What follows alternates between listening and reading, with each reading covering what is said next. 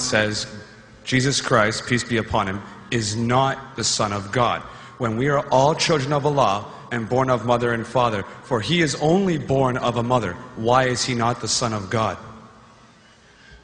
See, brother, if you tell we are children of God, in that way I've got no problem at all. If you read the biblical language, if you say that we are children of God and Jesus is Son of God, in that context, meaning he is person who follows the commandment of God, most verily all the messengers of God, they are sons of God. But the problem is, if someone says he is not a normal son, but he is the begotten son, then there's a problem. Because if you read the Bible have got sons, the God has got sons by the tons. If you read the Bible, Adam is son of God, Ephraim is son of God, Israel is son of God. It's mentioned in the book of Romans, chapter number 8. All those who are led by the Spirit of God, they are sons of God. That means if you follow the commandment of God, you're a son of God. I've got no problem with that phrase at all. But today, that phrase has been misunderstood. You know, for example, if a young son asks me a question, I said, Beta, son, it's a very good question. He won't mind because I'm elderly, you know. But if I say that begotten son, that means I'm insinuating him. You know, maybe he'll punch me. Fine. So what do you realize? That using the phrase son of God, in the context that we are children of God, we have no problem. So in that context, all the human beings who follow the commandments of God can be called children of God. No problem. But what the Christian says, that no, Jesus Christ, peace, but it's not a normal son. And he quotes Gospel of John, chapter number 3, verse number 16. For God so loved the world that he gave his only begotten son. Whosoever believeth in him shall not die but have everlasting life. Correct, brother? So do you believe Jesus is the begotten son of God? I do. You believe, fine. Now this verse which I quoted, Gospel of John, chapter number 3, verse number 16, it's from King James Version. For God so loved the world that he gave his only begotten son. Whosoever believeth in him shall not die but have everlasting life. Now when you read the Revised Standard Version of the Bible, revised by Thaidu scholars, Christian scholars of the highest eminence, backed by 50 different cooperating Christian denominations, they say that this word begotten is an interpolation, it's a fabrication, it's a concoction, it's an adulteration. Who's saying? Not Muslims, not Hindus.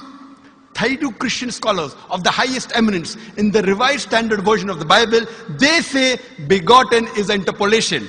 It's a fabrication, it's a concoction, and they're thrown out of the Bible. So if you say Jesus is Son of God, like Adam, like Ephraim, like Israel, I have no problem. The moment you say begotten, I want to ask you the question, what is the meaning of begotten? Brother, what is the meaning of begotten? You know, begetting is an animal act. It's the function of lower animals of sex. And when you say that he was born to Mother Mary, virgin, what are you insinuating? And if you say, because Jesus Christ, peace be upon him, is God or Son of God, because he was born to Mother Mary, Quran gives the reply in Surah Imran, chapter number 3, verse number 59. Inna masala Isa indallahi ka masala Adam. Khalaqa min turab. That when they say the similitude of Jesus in front of Allah is the same as Adam. They were born from dust and said, be and it was. If you say that Jesus Christ is God because he had no father and only mother, then Adam, peace be upon him, is a greater God. He had no mother and no father according to the Bible. MashaAllah, you're clapping. I like it. So if you say Jesus is God because he had no father, only mother, Adam is a greater God, peace be upon him. He had no mother, he had no father. I never referred to him as a God, but Son of God. That's right. Fine. So Adam is a bigger son of God. Right or wrong? By your definition, Adam would be a God, for he has no mother nor no father. Not my definition, not my definition. By the definition of the Christian missionaries. By my definition, he is a messenger of God. Because God cannot beget. I told you in my talk. Lam yalid wa lam yulad. He begets not, nor is he begotten. The moment God begets, he is not God. Son of God meaning pious person, I agree.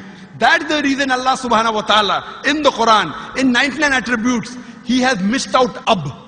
father. Why? It's a good attribute, but Allah did not mention ab meaning father because people started having wrong meaning of the word father. So he used the more difficult word Rabb, but did not use ab. Logically it's fine, but Almighty Allah subhanahu wa ta'ala purposely did not use the attribute ab in the Quran because people will misunderstand. That's the reason English-wise, saying Jesus is the Son of God, meaning messenger of God, I'm with you. But the moment you say begotten Son, I have objection.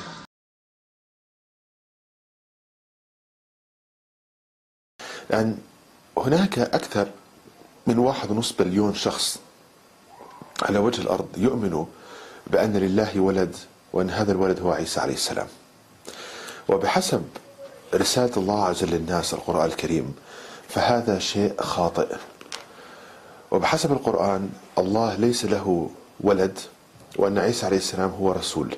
وهذا الدليل نتعلمه من التفكر كما تجدون أمامكم على الشاشة في الآية رقم 75 من سورة المائدة، فيها يقول الحق جل وعلا: بسم الله الرحمن الرحيم، ما المسيح ابن مريم إلا رسول قد خلت من قبله الرسل وأمه صديقة كانا يأكلان الطعام انظر كيف نبين لهم الآيات ثم انظر أن يؤفكون. صدق الله العظيم. فهنا الله عز وجل يعطينا الدليل القطعي أن عيسى عليه السلام ليس ابن الله.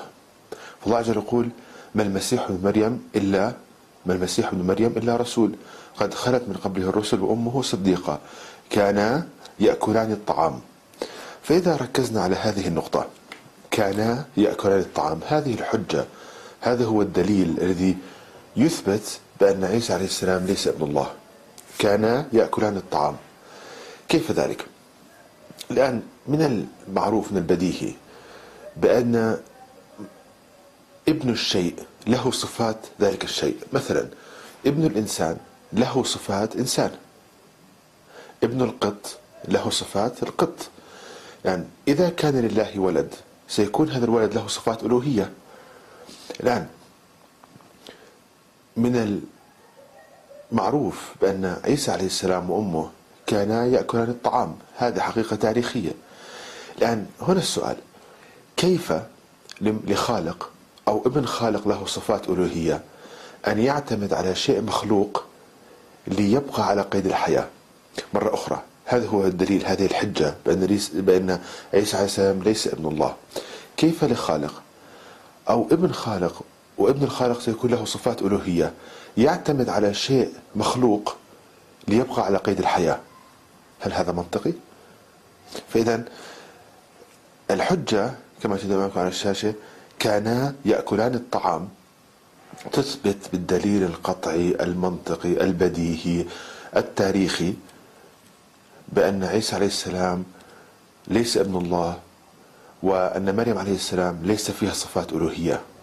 كانا يعتمدان على شيء مخلوق ليبقى على قيد الحياة. إذن للتذكير في هذه الحجة كما تجدون على الشاشة، فالحجة البالغة لتظهر أن عيسى ليس ابن الله هي: هل يمكن لخالق أو ابن خالق شيء له صفات ألوهية أن يعتمد على شيء مخلوق كالطعام ليبقى حي؟ انتهى. فمرة أخرى نبين هذه الأمور رحمة بالناس. فإذا الحل الوحيد لهذا السؤال هو أن يكون عيسى عليه السلام بشر 100% وأمه مريم عليه السلام بشر 100%. وهذا يذكره الله عز وجل بشكل جميل جدا في سورة نفس الآية رقم 75 من سورة المائدة: بسم الله الرحمن الرحيم، ما المسيح ابن مريم إلا رسول. وفي آخر الآية الكريمة الله عز وجل يقول: انظر كيف نبين لهم الآيات ثم انظر أن يؤفكون. يعني انظر ما أسهل الآيات يجعلها الله عز وجل للناس سهلة، ثم انظر أن يؤفكون، يعني كيف يذهبوا عن الحق. فالله عز وجل هو أرحم الراحمين، فيريد الله عز وجل أن يبين للناس صراط المستقيم ويحميهم من هذه الأخطاء والزلات الذي يمكن أن تؤدي بهم إلى الألم في هذه الحياة وفي الآخرة.